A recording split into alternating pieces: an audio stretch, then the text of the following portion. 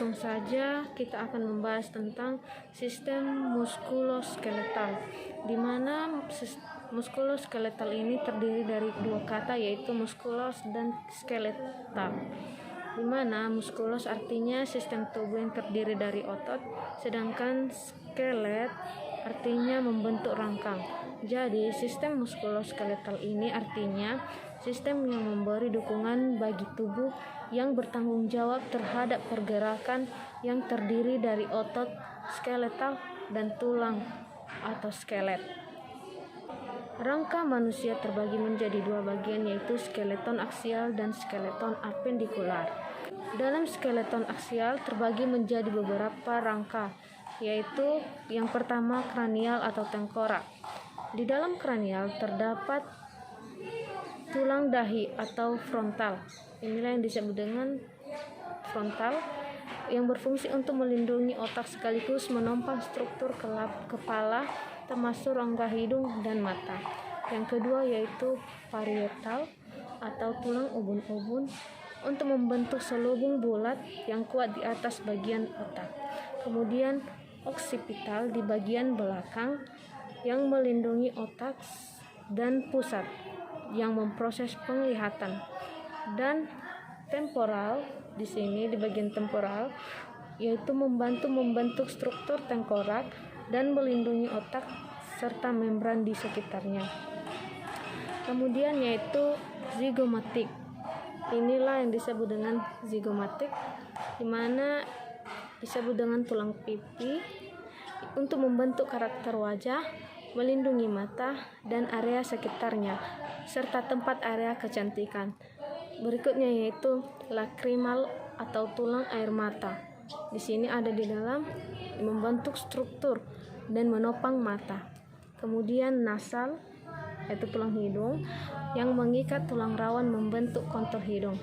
Kemudian maksila yaitu rahang atas di bagian sini yang menegaskan membentuk wajah dan tempat tumbuhnya gigi atas serta membentuk langit-langit mulut dan bagian bawah rongga mata serta mendukung proses mengunyah dan berbicara.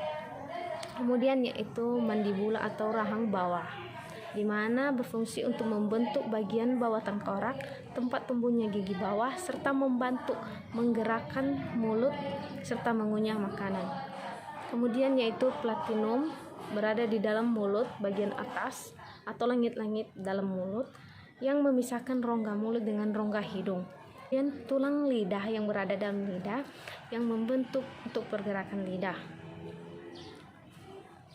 Setelah dari kepala kita masuk ke tulang telinga.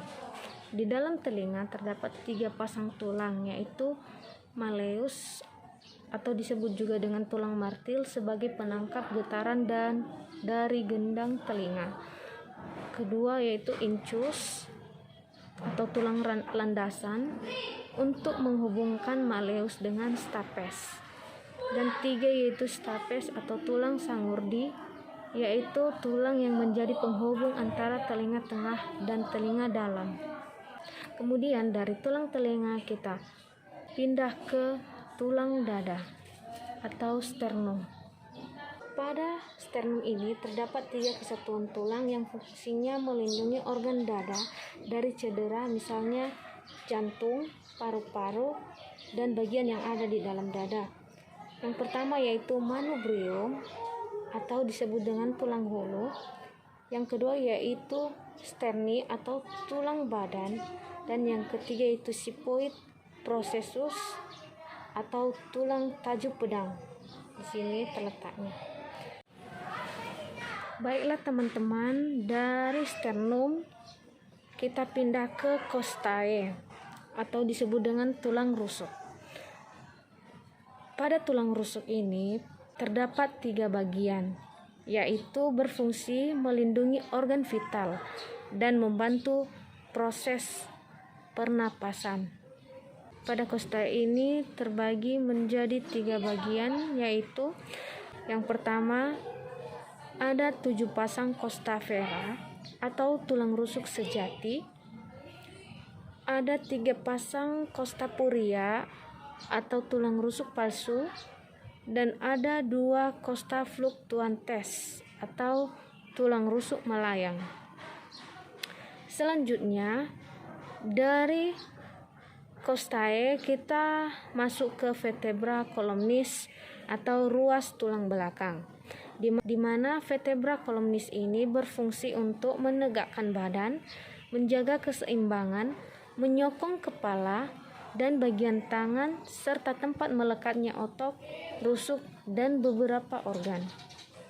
Pada vertebra columnis ini dibagi menjadi beberapa bagian, yaitu 7 ruas cervical atau tulang leher, 12 ruas dorsal atau toraks, ruas tulang punggung, 5 ruas lumbalis atau tulang pinggang, 5 ruas sacrum atau ruas tulang kelangkang, dan 4 ruas coccyx atau ruas tulang ekor.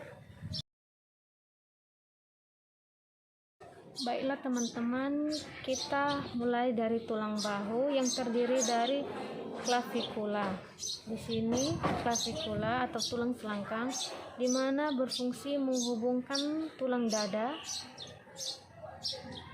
dan tulang lengan dan menopang lengan agar bisa bergerak secara leluasa.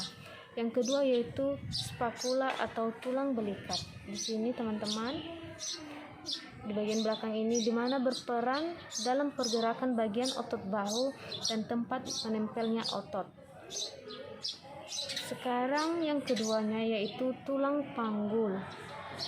Di sini tulang panggul, di mana terdapat ilium atau biasa disebut tulang usus yang menyokong berat badan dan postur tubuh sebagai titik jangkat otot tendon, ligamen, dan melindungi organ bagian dalam.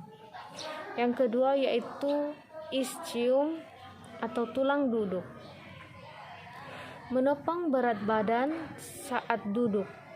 Dan yang ketiga yaitu pubis atau tulang kemaluan untuk melindungi alat kelamin. Dari tulang panggul kita pindah ke tulang lengan. Yang pertama yaitu humerus atau tulang lengan atas. Inilah dia teman-teman, tulang lengan atas, di mana sebagai tempat melekatnya banyak otot penting sekaligus mendukung pergerakan lengan. Yang kedua yaitu radius atau tulang pengumpil. Sini teman-teman, di mana berfungsi untuk menyambungkan siku dengan tangan sisi ibu jari. Jadi tulang yang selaras dengan ibu jari itulah yang disebut dengan radius. Yang kemudian yaitu ulna di bagian belakang atau disebut dengan tulang hasta, mendukung aktivitas lengan secara keseluruhan dan sejajar dengan jari kelingking kita. Kemudian yaitu karpal atau pergelangan tangan, berfungsi untuk membantu pergelangan tangan dan membantu pergerakan supinasi dan pronasi. Yang kedua yaitu metakarpal. Inilah tulang telapak tangan sebagai penghubung pergelangan tangan dengan jari tangan. Dan terakhir yaitu falanges atau tulang jari-jari, berfungsi untuk membentuk struktur pada telapak tangan.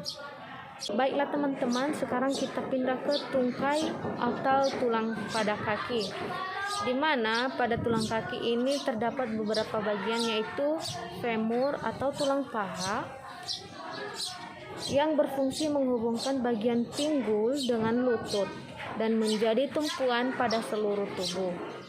Yang kedua yaitu patella atau tempurung lutut yang berfungsi membungkus dan melindungi sendi lutut. Ketiga yaitu tibia atau tulang kering, merupakan tulang tumpuan pada saat bergerak, berjalan, dan menendang hingga berlari. Kemudian fibula atau tulang betis, berfungsi menyangga otot bagian tungkai bawah, menopang tungkai bawah, menopang berat badan, dan menggerakkan pergelangan kaki. Kemudian calcaneum atau tumit untuk menyangga berat badan. Kemudian tarsal, pergelangan kaki untuk menjaga kestabilan tungkai bawah tubuh serta membantu pergerakan kaki. Dan metatarsal, telapak kaki untuk membantu menyeimbangkan tubuh. Dan yang terakhir yaitu falanges yang membantu dalam menjalankan aktivitas sehari-hari dan sebagai tempat melekatnya otot dan sebagai penyokong tubuh. Jadi begitulah pembahasan kita mengenai sistem muskuloskeletal. Sampai bertemu kembali pada video saya selanjutnya. Terima kasih.